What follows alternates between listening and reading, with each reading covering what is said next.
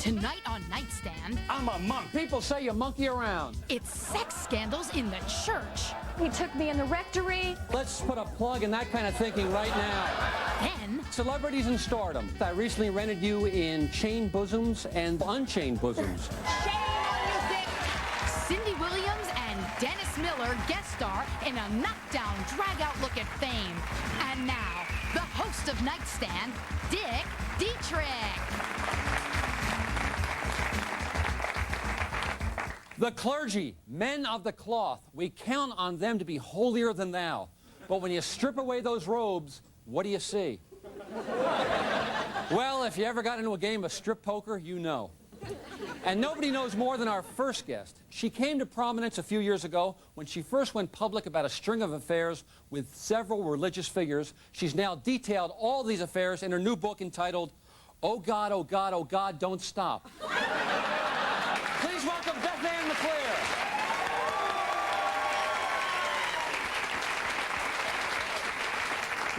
Welcome, Beth Ann. Thanks for having me, Dick. Ooh. Now, Beth Ann, for those out there who haven't heard your book tape or seen the TV movie starring Meredith Baxter Birney, let's backtrack a few years to when you were 17 and you became involved with the Reverend Tommy Lee Thomas Ministries. That's right. I started attending his Thank God I'm Forgiven rallies. Right. Thank God I'm Forgiven, better known as TGIF. Well, actually, I started with his youth group, Bible Youth of Biloxi. Right. BYOB. So, when and where did you first meet Reverend Tommy? Well, I was a volunteer answering mail. So one night I was working late, stuffing envelopes and licking stamps, and he came into my little office. Okay, so you were stuffing and licking. Please continue. Well, we started talking, and out of nowhere he asked me if I had ever seen the Thornbirds. The Hornbirds? Is that the one where the wife's out of town, the guy's got a really horny maid? No, the Thornbirds. The Thornbirds? The Thornbirds, the TV miniseries with Richard Chamberlain as a priest. Oh, right, yes. I've never seen that other one I mentioned. Well, anyway, a little bit later, Tommy Lee asked me if I wanted some communion wine. I figured, hey, he's a minister, it must be okay. But it wasn't wine that he gave you, was it? No, it was tequila. He gave you tequila. Did you swallow the worm? No. Oh, no, people! No. Don't travel to that neighborhood. But I told him I didn't know if that was right. And he agreed with me, saying how we had to always be on guard against succumbing to the temptations of evil. Evil such as? Well, he put his hand on my leg and he said, this is wrong. Then he put his hand on my breast and he said, this is wrong. Well, how wrong did he get? Let's just say he went all the wrong way. Wow, I mean, what are you thinking at this point, though? I mean, here you are, this young, innocent girl, no doubt wearing some simple frock with a scoop front and fresh cotton panties. And this middle-aged man is hitting on you. I mean, didn't your antenna go up? I know mine would have. I blamed myself. I mean, he was a man of God. I thought it was my fault for tempting him. Now, I understand this wrong-term relationship went for more than just a one-night stand. That's right. It went on for 2 years, and after that, he passed me around the congregation. So you were like a human collection plate. It was awful, because then one of Tommy's friends would tell another friend, and he would tell another friend, and so on and so on. Right. Well, you had good word of mouth. Then, of course, the scandal broke. We got all those great headlines. And it was after this that you sought refuge in the Catholic Church. Is that right? Yes. I met this very nice priest. So one night after we'd finished counting the bingo proceeds, out of nowhere he asked me if I've ever seen the Thornbirds. The next thing I know, he's pouring me communion wine. One thing led to another. He took me in the rectory. Okay, oh, let's put a plug in that kind of thinking right now. Well, it It wasn't long after that that I began experimenting with other religions beyond Christianity. And eventually, I turned to Judaism. Okay, now, of course, I know about Judaism, but for the benefit of those viewers who don't, could you explain who Judy is?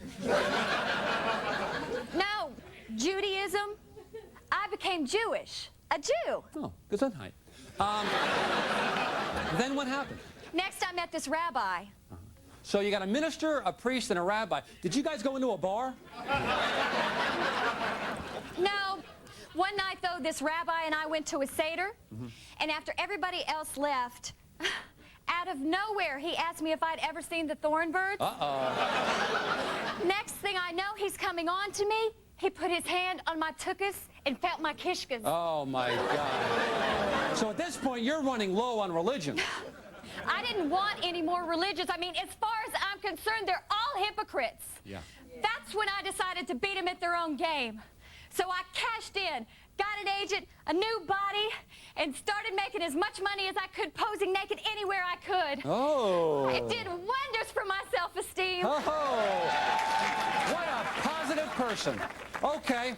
When we come back, the Reverend Jesse Jackson will be here to complete the limerick that begins, "There once was a nun from Carolina." Stick around.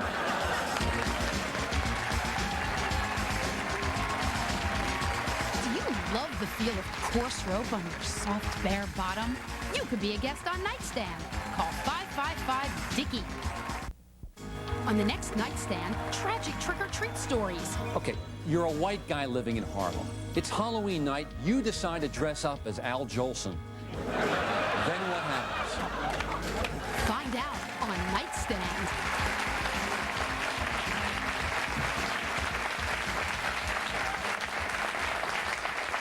Welcome back. Welcome back. We've been talking to Beth Ann, who told us how she spent 3 years with the TGIF Ministries as the parish pump. My next guest is an evangelist who is also the publisher of a magazine for promiscuous clergy called Repent House. Please welcome Reverend Martin N. Lewis. Thank you, Dick. It's a blessing to be here. Ah, very good. Now, Reverend, you've been backstage. You heard Beth Ann's story. How do you respond? Well, Dick, I was not only listening, but I was praying because I feel for her. I know how much she has suffered at the hands of others. But as Leviticus said to Sabiscuit, "Ye who have planteth thine seed upon another, shall ye harvest the vine that ye hath destroyed." So what you're really saying is, he that smelteth it, dealteth it. Very good, man.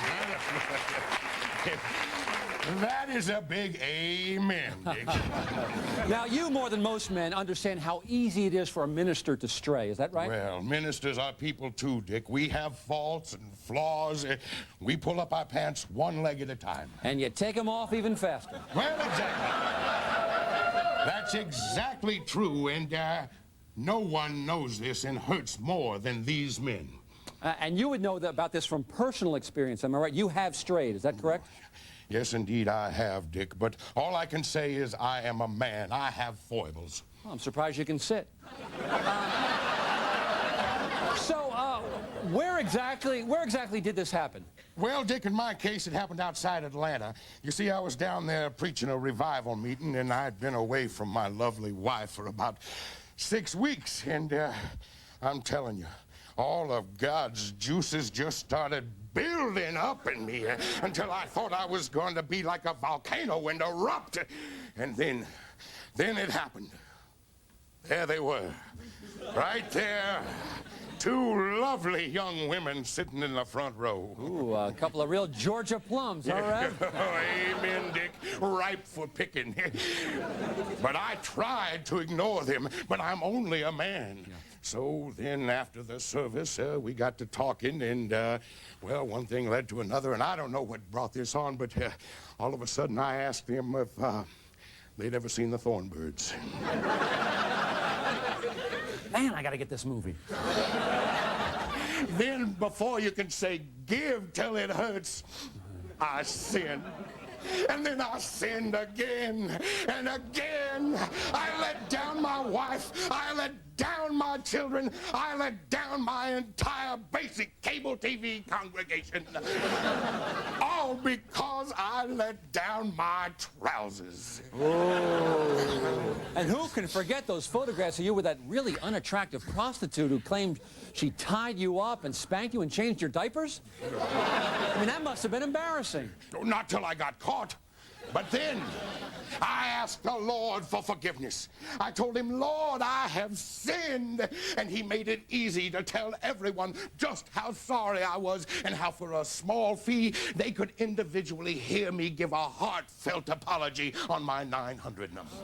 Come on! This is a scam! This is not a man of God! This is a man of fraud! He hit on me in the green room! I know, and I'm sorry. Please forgive me. Wait a minute, Rev. Every time you do something wrong, you can be forgiven? Well, that's right, Dick. Sometimes on a good day, the Lord forgives me 3 or 4 times. Wow. You must take a lot of vitamins. All right, when we come back, we'll meet a college co-ed who joined the Mile High Club with a religious man, but says she doesn't want to be a frequent flyer. Stick around.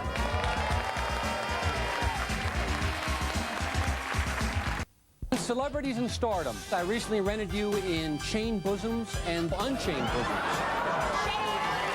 Cindy Williams and Dennis Miller drop in. All this on the second half hour of Nightstand with me, Dick Dietrick.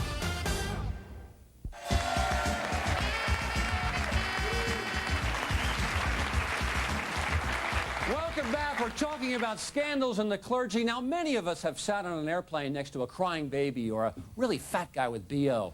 Our next guest sat next to a horny monk. She's a college co-ed who was taken advantage of sexually by a monk while traveling on an airplane. Now, her name is Deirdre, but we're going to call her Dee Dee because that's a really cute nickname. Dee Dee, tell us your tragic story. Well, I was flying back to college from Alaska here to California. I go to State Tech University. State Tech, a well-known school. What's your major there? I'm undecided, Dick. Well, good luck with that. So you leave Alaska, you board a plane, you take your seat, you look around to see if anybody left any earphones so you don't have to buy a pair. Then what happens? Well, next to me sits this kind-looking man in a long, flowing orange robe. He was a monk from Tibet, and he said his name was Key, and he seemed nice. Mm-hmm. So you're on this plane, and you're sitting next to this monk, Key. Then what happens? Well, after we got up in the air and had leveled off, he So what you're saying is, monk he see, monk he do. Yes. And then... I'm sorry. You know, Dee Dee, I am guessing this is difficult for you. Yes, it is. I'm sorry. Okay, that's okay. You just take your time, okay? But if you could go now, I'd appreciate it. Oh. Well, okay. Well, he asked the flight attendant for a blanket, and he completely covered us. He was pitching a tent. Yeah, I guess, but I was too scared to think, and then he reached his hand up under the blanket. Okay, now listen, I know this is difficult for you, but we have to keep this graphic. So, let's assume that your body is a map of the United States, okay? And the monk went for some traveling. Now, where did he travel to? Oh, well, he reached his hand up. Okay, so he went to the Twin Cities. Yes. Okay, did he do any more sightseeing? Yes, he went south. Okay. Did he cross the Mason-Dixon line? Yes. Okay. Did he pass the Naval Academy? Yes. Here's the big one. Did he go to Florida? No, not that far south. Okay. So he made his home way down south in the land of cotton. Yes. Bad times there were not forgotten. Look away, you bastard. Dick, if I may, I hope you said something to somebody, reported it. No, I was ashamed, and I thought, you know, who's going to believe me? I kept it inside, thinking I could put it behind me. You tried to put it behind you, but it doesn't work, does it? No, I can't get that monk out of my mind. I can't sleep. I don't want to go to church anymore, and I can no longer have sex with my boyfriend. Can you have sex with anybody else? No, it has destroyed my life. Well, Dee Dee, your story moved us. The thought of you going without sex was more than we could bear. So what we did as a surprise, we tracked down that monk who ruined your life. You did? Yeah, that's right. In fact, he's backstage right now in our soundproof booth. Turns out his full name is Monk Dali Dung Chao Ki. That's right, the very same man who tried to get his kicks on your Route 66.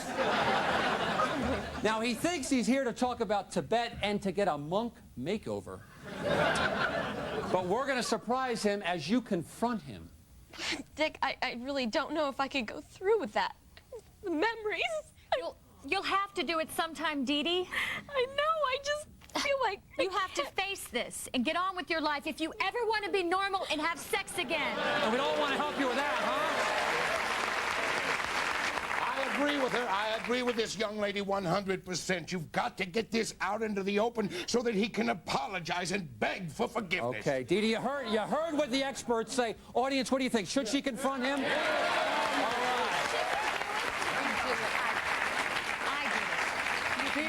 Dee Dee, how about it? What do you say? That's the spirit. Okay, very good. When we come back, Dee Dee is going to get the chance to confront her tormentor and get this monk off her back. This will be great.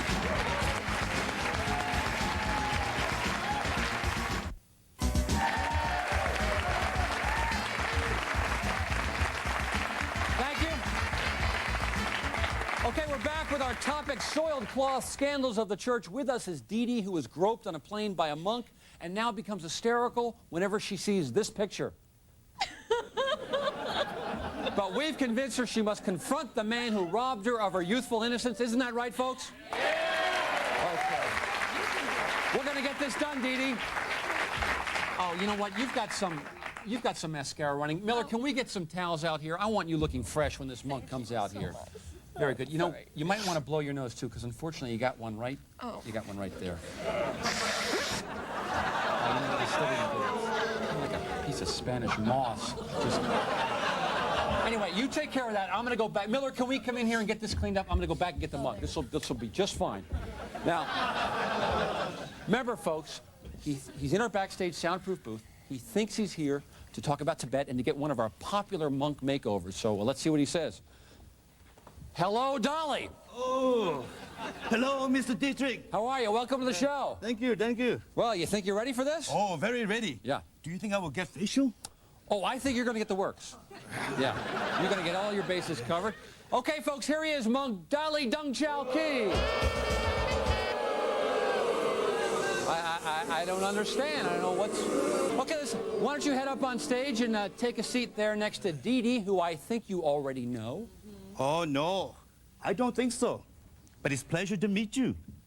Oh, I can't do this. Airplane girl. That's right, Monk. Yeah, That's right. We played a little trick on you. It's the fetching co-ed from the airplane who you tried to take advantage of. You told? Yes, she did. Ooh, so what do you have to say for yourself? I just want to say how very sorry about the entire incident. But I forgive you. What? Wait a minute. How dare you blame her? What? Oh, bad move, Monk. But I did tell the truth, didn't I? The truth is you tried to seduce this poor girl on an airplane. Isn't that right, Dee Dee? Tell her. Why would I do that? I am monk. I am celibate. I don't think these thoughts. Oh, come on, Monk. You expect us to believe that? Oh, boy, Monk, they're never going to forgive you if you don't cop to it. No, that is not true at all. Yes, I got on an airplane. Then I took my seat, and after a while, this nice girl started up conversation. I tell her I am monk with vow of celibacy. And then all of a sudden, out of nowhere, she says, "Have you ever seen the thornbirds?" I said, "What?" And then she says, "Hey, how'd you like it if I spanked the monk?" And the next thing I know, she was reaching for my robe. Wait a second. Are you saying you never once went to the Twin Cities? Twin Cities? Yeah, you know, chiches, headlights, happy bags. Oh, happy bags. Yeah. No, not once. Hey, I'm a monk. Yeah, but people say you monkey around. No, I'm too busy praying to put anybody down. You're lying! You're lying! Fess up here, Monk. Get it out in the open. Uh-huh. I don't think the monk's telling everything. Oh, No, I tell the truth. I tell the truth. No, I tell the truth. Tell the truth.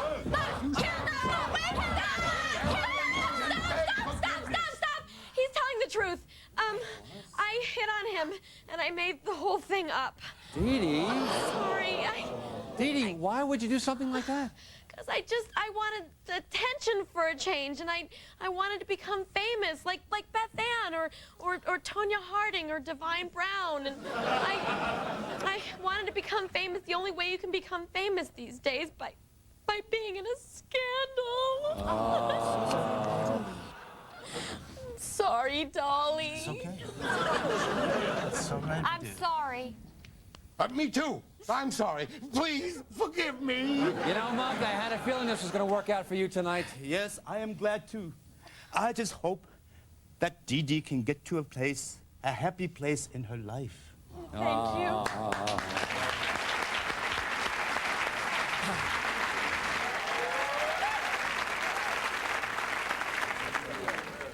Well, what have we learned tonight? Well, we've learned what some people will do to get famous. But to all the Dee Dees of the world, let me tell you, being famous is not all that great. It's cost me a lot. My two sons, Richard and Dick Jr. Because of my fame, I could never work out a visitation schedule with their mothers. As a result, I missed everything from Richard's graduation to Dick Jr.'s conception. So the next time you want to be famous, think about it. For now, I'm Dick Dietrick. Who wants an autograph? Wait, don't go to that kitchen yet. There's a whole lot more of Nightstand coming right up.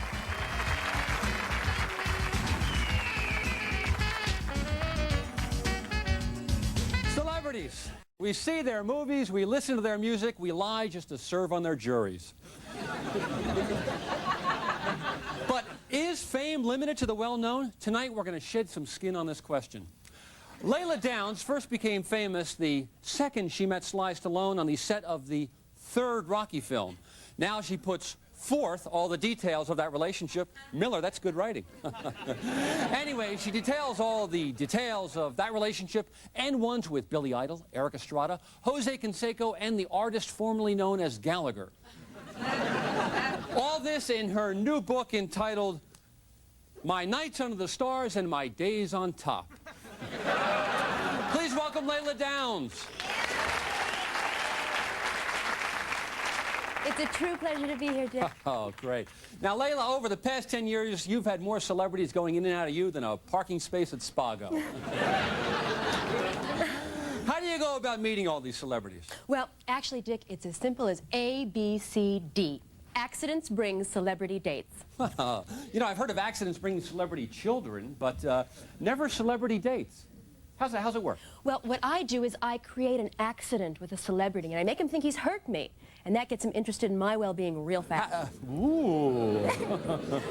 How'd you figure this out? Well, I discovered it one day when I was driving on the freeway and I was cut off by Jeff Bridges. Ooh, Jeff Bridges of the famous acting family, Father Lloyd, brothers Bo and Todd.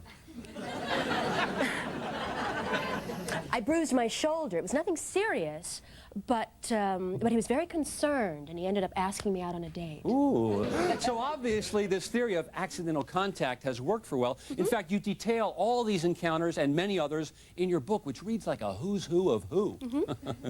How did you meet Sting? I bumped into him at the gym, elbow lacerations. And Jack Nicholson? I walked into his 7-iron, fractured tibia. Oh. Gary Busey? Oh, I fell into his motorcycle, punctured nasal cavity. Ooh. And Kato Kalin? I tripped over Cato coming out of an unemployment office. But I don't think he'll remember. Oh, that Cato. Anyway, all these accidents have created, you've become a celebrity yourself now. That's right, that's right. I now have a thriving career in made-for-video movies. Yes. I just recently rented you in Chained Bosoms and the sequel Unchained Bosoms. I loved all four. Thank you very much. Well, Layla, you look at fame from the inside out. My next guest looks at fame from the outside in. Miller, you're hot today. Anyway, this guest is a man who puts his nose in everyone's scuttlebutt. Please welcome gossip guy extraordinaire, Francis the Mule.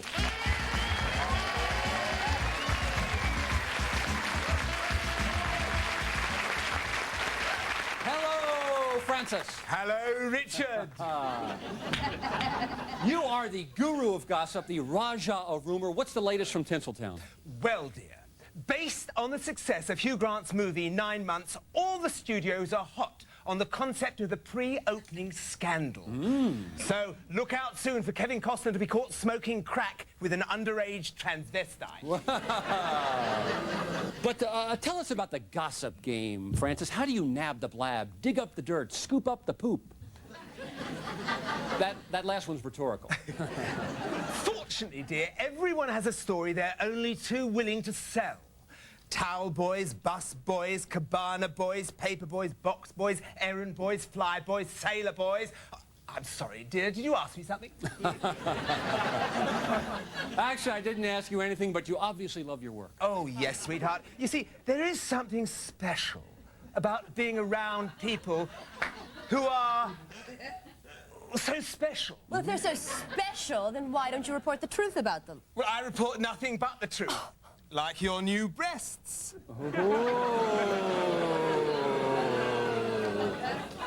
Layla, you're not going to take that lying down, are you? Well, why not? She takes everything else that way. At least the men I sleep with are old enough to drive. Well, dear, considering the number of men you've served, you should have golden arches over your bed. You're just jealous of someone who actually knows celebrities. Oh, please, that phony old ABCD. Dick, do you know what that stands for? Nothing but a bunch of old cow dung. Well, that would be ABOOCD. It's not phony. I can meet any celebrity by accident within 10 minutes. Accidents? Is that why you keep falling to your knees? Oh, you bitch! You tramp. You're a pillow biter. You're nothing You're a but... prissy little nothing. You're a silicon chip. You're a wannabe. You don't even know anybody. Hey, ladies! Let's calm down, okay? There's only one way to solve this. We're going to put Layla's methods to a test. Are you game? You got it, Dick. Okay, Miller, come on out here. Take Layla down to Tribeca, that celebrity hangout in Beverly Hills. Hi. And let's see if she can accidentally meet a celebrity. Oh. And speaking of accidents, when we come back, we'll hear what Lisa Marie saw when she accidentally caught Michael Jackson in the nude. Stick around. On some upcoming nightstand, they're laughed at, ridiculed, and no one believes their story. They're married men who only have sex with their wives. Only on Nightstand. Thank you, welcome back. All right, from the woes of celebrity gossip, we go to the woes of being a celebrity sibling. Miller, you keep this up, you're getting a parking space. Our next guest is the brother of David Letterman's band leader, Paul Shaffer. Please welcome Barry Shaffer.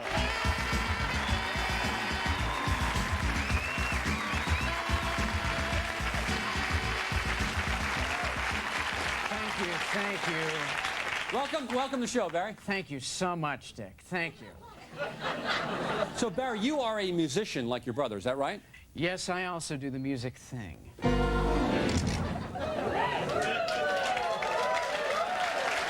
Paul's been very nice to me. He let me his act.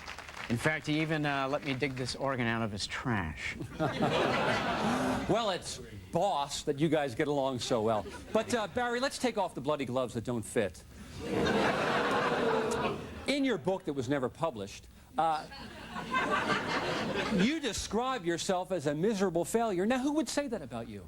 I did. But all that changed when Paul got the gig on Letterman, right? Yes, Dick. That's right. He got all the breaks, but I got the hair. In a nutty, twisty, crazy kind of thing, Dick, I began to lose my identity, and soon I began to do the morning cocktail thing. Then the drug thing. And then the gambling thing. And then, of course, the prostitution thing. Okay, Barry, enough about the perks, though. When did it start to slide? It was sliding, babe. You know, I just couldn't handle my brother's success.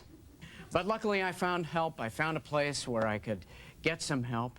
A fantastic place called BB. BB. Bitter Brothers, babe. Well, wouldn't that be BBB? No, Dick, it's just Bitter Brothers. Yes. See, it's a support group for the Latoyas, Titos, and Marlons of this world. It sounds terrific. We got a caller on the line. Caller, are you there? Caller, you there? Yeah, hi, Dick. Yeah, you got a question? Yeah, I've got a question for the gossip guy. Yeah, Francis, go ahead. Yes, I was wondering, who's got a bigger penis, you or Howard Stern? Baba boo, baba boo, baba boo. Okay. Hey, stop that, right? Let's stop that call right there. Let me explain this to you folks. This is a call from a fan of this jock shock named Howard Stern. She's laughing, but I've never heard. See, I've never heard this Mr. Stern's program. I know nothing about him, his sidekick Robin Quivers, Stuttering John, Jackie the Joke Man Martling, Fred Norris, Ganji Gorilla, Billy West, Gary Delabate, or Gay Rich, who stops by occasionally. I've never heard any of them, and what I do know of them, I absolutely detest. Okay, when we come back, we're going to play Black Jeopardy and Lesbian Dial-A-Date, so stick around.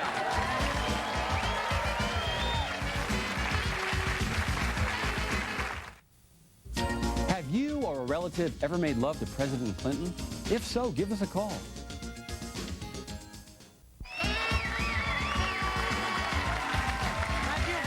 Thank you. Welcome back. We're exploring fame by association, and I think Layla is just about ready to have a close encounter of the celebrity kind. Layla, can you hear us? Yes, I can, Dick. Ooh, great. That means the audio company got our check. So where are you? I'm here at Tribeca in Beverly Hills. Ooh, the eatery and drinkery of the stars. That's right, and as you can see, there's a lot of action. There's lots of celebrities. In fact, according to one of the busboys... Oh, that's McClovio. Hi, Matt. We just missed Chuck Norris and John Kennedy. Ooh, I didn't know they were an item. Ooh, have you zoomed in on a target yet for yourself? Well, I haven't been actually able to... Oh, wait a minute. Oh, I think we're onto something. I've just spotted Dennis Miller over by the Heimlich maneuver poster. Ooh, Dennis Miller. That's right. He's eating some crab cakes. Well, if anyone knows their way around crabs, it's Layla.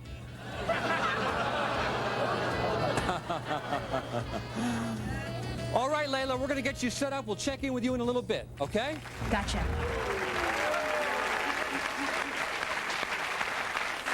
Francis, Dennis Miller, pretty impressive, huh? Oh, absolutely moi, dear. Dennis Miller, leading roles in Disclosure, The Net, and now starring in the new Tales from the Crypt movie. Ooh. And to think, on Saturday Night Live, he was considered the one who couldn't act. Lorne, the man's a star. Well, I don't know what Lauren Green has to do with it, but... Anyway, let's get back to you, Barry. Yes. Your celebrity sibling support group. I understand this group was formed by Jerry Van Dyke. Is that right? That's right, Dick. Jerry did found the group, but fortunately, he left us once he got some work on the fabulous show Coach. Oh. Interesting, Barry. So it sounds like you guys are really performing a service. Well, we're trying. We're trying. And with the help of Joey Travolta, Roger Clinton, and both Landers sisters, ha-cha-cha, we're really reaching out to people who need our help. Well, that's wonderful. Okay, from the way Miller's drooling, I guess Layla's landed a big one down at Tribeca. Is that right, Miller? Layla, how's it going on the Dennis Miller stakeout? Well, we were right on schedule, Dick, and I was just about to approach him when he ordered a second cappuccino. Ooh, probably getting all hopped up for a comedy gig tonight. All right, when we come back, we'll hear how a plastic surgeon almost drowned in a Nell Carter liposuction mishap. Stick around.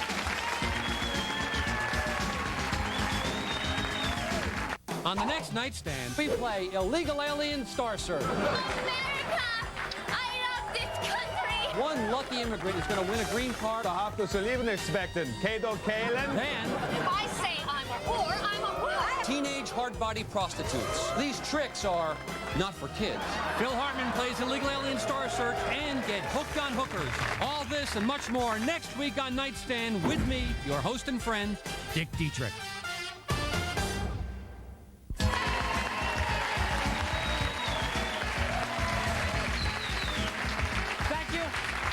We're back and we're continuing our safari through the star-filled outback. Francis, I understand you've brought us a story so sordid, so shocking, even Springer wouldn't touch it.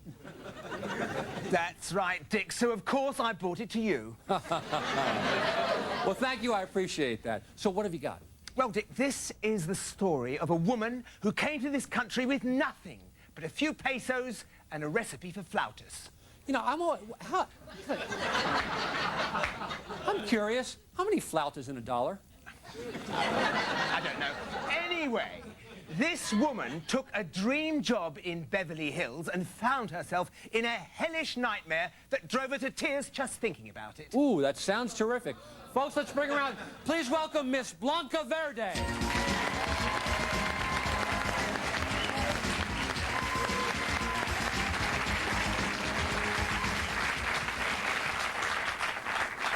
Hello, Blanca. Merci for joining us. You are welcome, Mr. Dick. Blanca, can you tell us the name of your evil employer? Well, we'll give you a hint. Now, go ahead, Blanca. Ishle Meal, Ishle Muscle, Horse and Pepper Incorporated. She worked for a law firm? No, Mr. Dick. I work for Tindy Billions. Oh, Tindy Billiams. Oh, from Naverne and Shirley fame. Yes. Of course, you know, it's hard to picture Milwaukee's sweetheart in any kind of lurid, compromising position, but I'm willing to try. I can't work for Miss Tindy. I'm just a poor woman, only trying to be feeding my crying babies. Ooh, a reminder, our next week's show, childhood nutrition. Is it overrated? Please, go on. She is crazy with the drugs. In her arm and up her nose. Whoa. I know one word there, but I need the money. Uh-huh. And then she beat me. She beat you. I know the pain. Mr. Tindy, no better. Mr. Tindy. He likes the boys. He likes the boys. He come home one night Uh-huh. into my room and he's drunk. Uh-huh. And he think I'm a boy. Yeah. Let's hear it. And he called me Johnny. And he is a scoutmaster. You're Johnny and he's the scoutmaster. And he beat me. Well, Blanca, let me ask you this. Do you have a green card? Better yet, do you have a gold card? Forgive me, Blanca. I just wanted to interject what we in English call a comedy zinger. Gracias for playing along. I can't live with these secrets in my heart. And you don't have to, my vato. That's right, Dick. Blanca has also worked for other Tinseltown trash, and we're writing a book together. Well, I think writing a book is good therapy, but facing your demons is good television. Because backstage right now is your employeress, star of the hit comedy Laverne and Shirley. Please welcome Miss Tindy Billiams.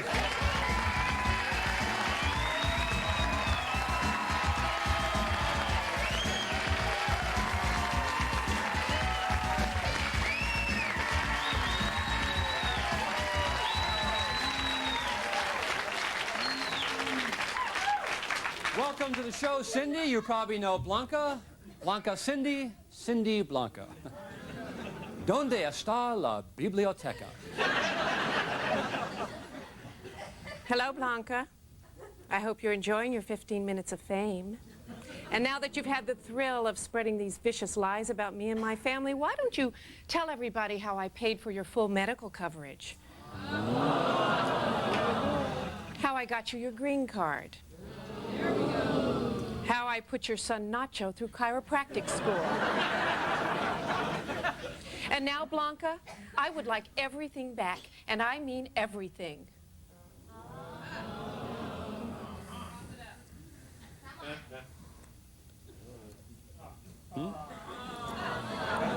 Here go the earrings. Everything.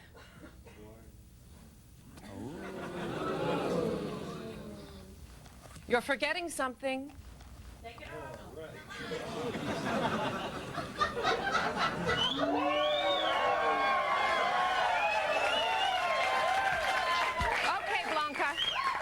Blanca, where is it? You know what I'm talking about. No sé a qué se refiere. I want it back. Le he dado todo, mi sudor, mi sangre, ¿qué más quiere? No, I want it back now, Blanca.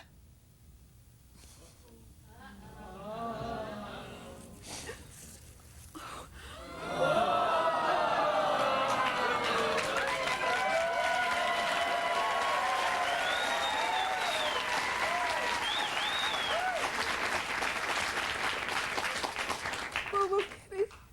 Boo-boo kitty. This is all over a cat? Not just a cat, mister. Everything that's wrong with show business. You know something, Dick? It's sensationalistic talk shows like yours that offer rat butts like him a forum to spew their bile. Shame on you, Dick. Shame on you, Dick.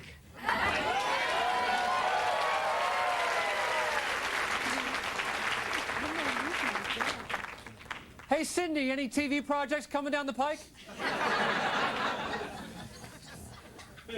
Well, I guess not.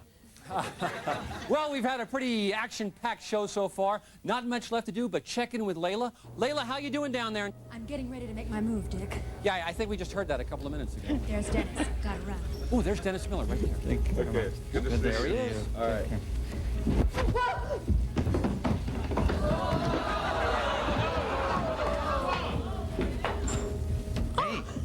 Hey, are you okay? You're Dennis Miller. And you're Joey Heatherton. I'm Layla Downs. Hi. Nice to meet you. Whoa! She did it!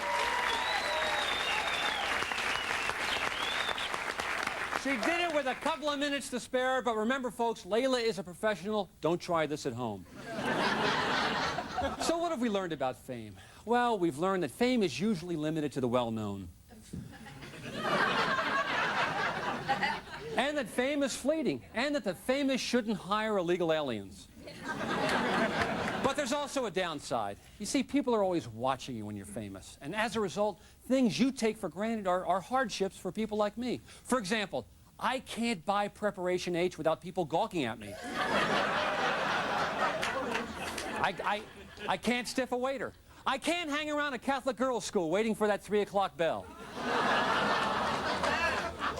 And I'm forced to wash my hands after using a public bathroom.